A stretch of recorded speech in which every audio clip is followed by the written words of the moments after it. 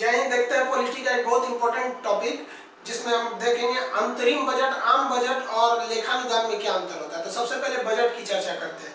हमारे संविधान में बजट नाम का चर्चा कहीं नहीं है। देखिए बाबू, इस टॉपिक को पढ़ने से पहले थोड़ा ध्यान दीजिएगा। बहुत सारे बुक्स में भी गलती होती है और आपको पढ़ाने के तरीका में भी ये गलत हो जाता है।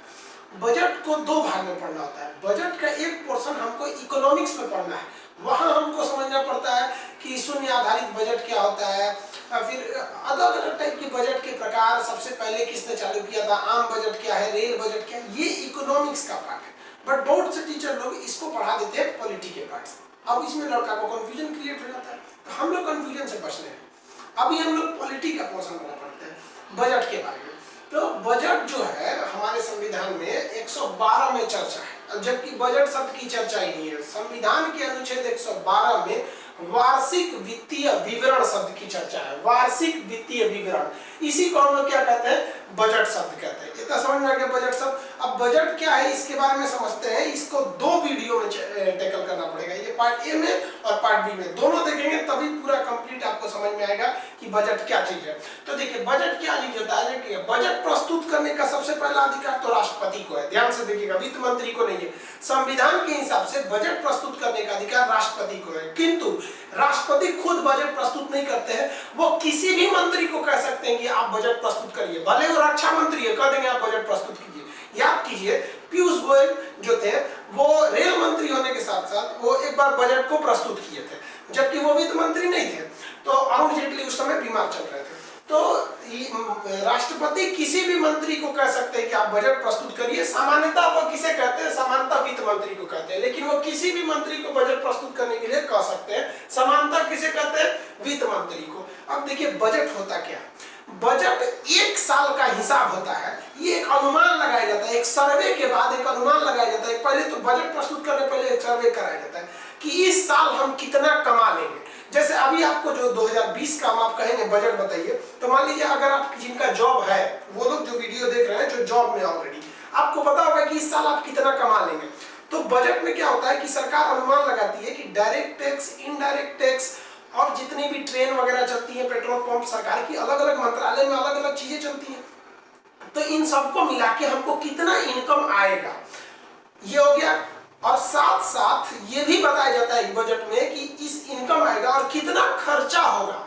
तो इनकम और खर्चा, केवल इसको सुनाने वाला भाषण क्या होता है, बजट होता है। समझ में आ गया कि नहीं? एक साल में सरकार का जो राजस्व होता है उसको बताएगा अनुमानित राजस्व, इस साल हमको इतना आय आ जाएगा, और अनुमानित व्यय कि इस साल हमको इतना व्यय हो जाएगा। इससे बढ़ भी सकता है, घट भी सकता है। समझ में आ गया आपको? तो ध्यान से समझिए।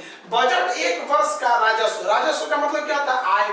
आय को दूसरा नाम क्या होता है, प्राप्तियां या रिसिप्ट। एक साल में कितना अनुमानित आय होगा, तथा व्यय, व्यय मतलब क्या होता है, खर्च या एक्सपेंडिचर की चर्चा होती है। बस इसी में होती है कि अमूमन सर्वे के बाद हो जाता है कि भैया इतना करोड़ आएगा, इतना करोड़ खर्च होगा। यही भाषण होता है बजट में। किसी को कोई दिक्कत नहीं। इस बजट को हम क्या कहते हैं, आम बजट, जनरल बजट, या संघीय बजट, या यूनियन बजट होता है।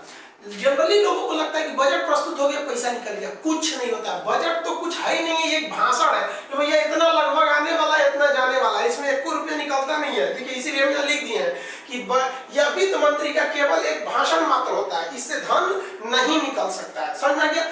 बजट कितने साल के लिए होता है, 1 साल के लिए। किसी को कोई दिक्कत नहीं। अमूमन बजट जो प्रस्तुत किया जाता है वो फरवरी महीने में किया जाता है, और इसको प्रस्तुत करते करते मार्च आ जाता है, और 1 अप्रैल से हमारा वर्ष चालू हो जाता है वित्त मंत्रालय के अनुसार से, जबकि कैलेंडर के हिसाब से तो 1 जनवरी से होता है। तो बजट को प्रस्तुत किया जाता है फरवरी में, अब पूरी तरह से मार्च में प्रस्तुत करा दिया जाता है, बहस वगैरह जो होती है बजट पर। तो ये आपको समझ गया बजट के बारे में।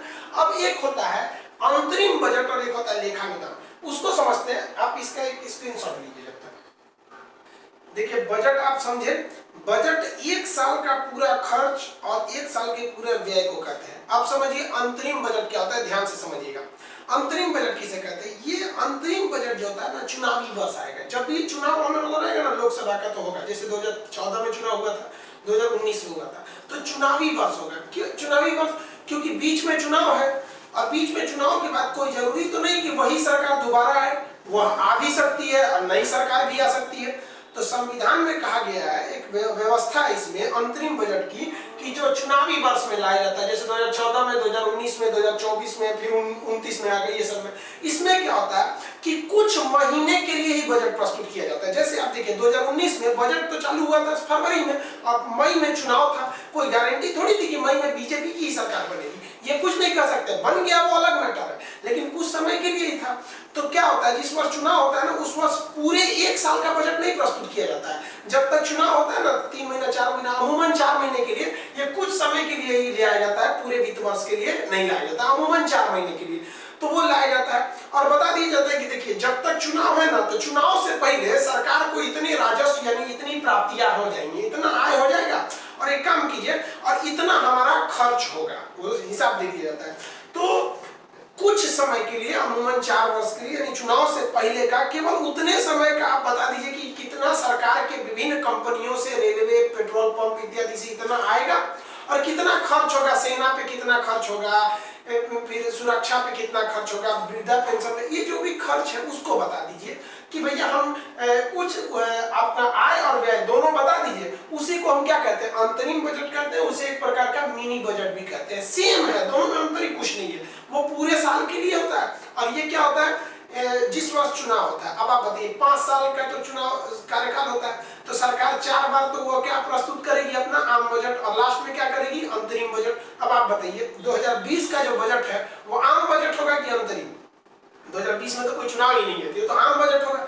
अब वही 19 वाला कौन सा था, वो अंतरिम बजट था। तो समझ में आ गया अंतरिम बजट।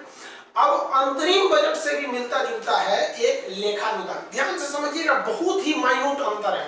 लेखानुदान जो होता है, लेखानुदान के लिए अलग से चर्चा भी अनुच्छेद 116 में, सॉरी 117 लिख दिया, 117 में तो वित्त विधेयक है, 116 में है। ध्यान से समझिए क्या होता है, सेम ये भी होता है, इसे भी चुनावी वर्ष में लाया जाता है, जैसे 2014, 19, 24 इत्यादि में। और क्या होता है, ये भी कुछ महीने के लिए होता है, पूरे महीने के, पूरे साल के लिए तो होता नहीं। जब चुनावी वर्ष है तो पूरे साल का आप कैसे कर सकते हैं, एक साल का, क्योंकि बीच में ही चुनाव है, कोई जरूरी थोड़ी है कि आप ही आइएगा। तो ये भी कुछ महीने के लिए होता है, न कि पूरे वर्ष के लिए। मेन अंतर यहीं पे है, ध्यान से समझिएगा। इसमें ना क्या होता है कि केवल खर्चा बता दिया जाता है कि भैया चुनाव तक सरकार को इतना खर्चा है, सेना को इतना सैलरी देना है, 13 लाख सैनिक है सब, फिर वायुसेना वाले हैं सब, रेलवे वाले हैं सब, केवल खर्चा बता दिया जाता है। ये नहीं बताया जाता है कि चुनाव से पहले कितना सरकार को आएगा तो सीएजी समझे ना कितना पैसा आएगा, कैग का काम होता है सब का जांच करना, कितना आया कितना गया, जब समझेगा संचित निधि में चला जाएगा पैसा। हमको उससे बहस नहीं है, हमको केवल चुनाव तक में हम आपको बता दिए कि इतना खर्चा है, संसद हमको इतना पैसा दे दीजिए। अगर आप नहीं दीजिएगा ना तो सेना की सैलरी रुक जाएगी, रेलवे में सैलरी रुक जाएगी, जितने सरकारी हैं लोग उनकी सैलरी रुक जाएगी, जजों की सैलरी रुक जाएगी। तो ध्यान से समझिए, अंतरिम बजट और लेखानुदान दोनों ही चुनावी वर्ष होते हैं, और दोनों ही कुछ वर्ष महीने के लिए आते हैं, चुनाव तक के लिए, चुनाव से पहले तक के लिए, अमूमन 4 महीने के लिए। लेकिन इसमें आय को भी बताता है और खर्चा भी बताता है। लेखानुदान में खाली खर्चों में बताता है। संज्ञा के अंतर, किसी को दिक्कत? कोई दिक्कत नहीं ना। तो यही मेन अंतर होता है, किसी को दिक्कत? अब इसे क्या कहे थे, मिनी बजट, और इसे क्या कहेंगे, एडवांस भुगतान। एडवांस ले लेता है, इसमें वो नहीं बताता है कितना आएगा। ठीक है, इसकी चर्चा किसमें, अनुच्छेद 116 में है। ध्यान से समझिएगा, इसके लिए कोई अलग से अनुच्छेद नहीं है, जबकि लेखानुदान के लिए अनुच्छेद 116 अलग से। अब ध्यान दीजिए, इसको सामान्य भाषा में कैसे समझेगा, ध्यान दीजिए।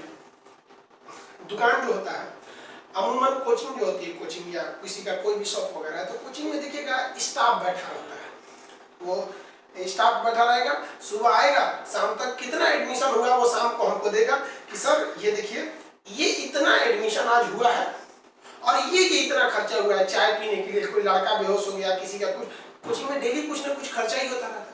तो पूरे दिन भर का वो पहले हिसाब देगा कि सर जी इतना आया है, अच्छा जी इतना खर्चा हो गया, एद बचल है, तो पूरे दिन भर का दे दिया ना, तो वो हो गया बजट। सिंपल समझिए, पूरे साल का वहां दिया तो बजट।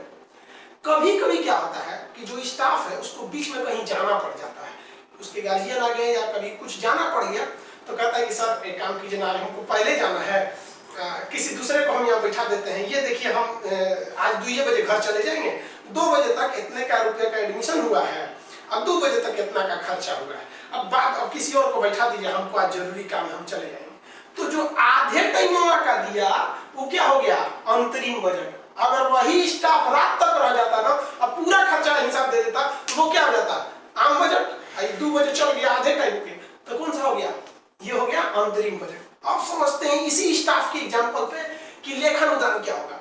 मान लिया कि वो स्टाफ को फोन आया कि घर से कि कोई बीमार है या कोई हॉस्पिटल में अचानक कोई जरूरत आ गया धड़ाक से, तो आया 2 बजे आया, मान लीजिए 2 बजे निकले मॉर्निंग से पढ़ा के, सर देखिए ना हमको अब 2000 रुपया की जरूरत है, हम ये 2000 लेके जाते हैं, आएंगे ना तो आपको हिसाब दे देंगे कि आज कितना का एडमिशन हुआ, हमको इमरजेंसी है। तो ध्यान दीजिए, इमरजेंसी में गया ना तो ये नहीं बताया कि कितना रुपया आया, लेकिन वो सोचा खर्चवा गिनवा दिया कि सर हम जा रहे हैं वहां, शायद हमको खर्चा होगा, वो लेके चला गया। समझा क्या?